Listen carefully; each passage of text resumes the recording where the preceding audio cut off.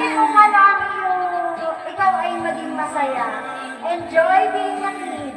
Lagi ko sinasabi sa'yo, lagi kang magpasalamat, be thankful sa lahat ng nare-receive mo, and lagi ko din sinasabi sa'yo na always share your blessing. Okay? And mag-aral mabuti. Lagi magpasalamat kay God. And sana ngayong araw na to, happy ka. Kasi pangarap ko to.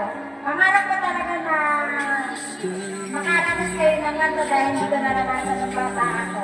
And I love you always. Stay sweet as you are. And lagi kang mag-pray. Nagabayan ka ni God. Lalo-lalo na makatapos ka ng pag-aaral. Para magkaroon ka ng magandang kinabukasan. Enjoy mo lang. Enjoy mo lang yung moment mo being a kid. Ito yung pinakamasayang moment na babalik-balikan mo ang pagiging bata. Alam mo ulit.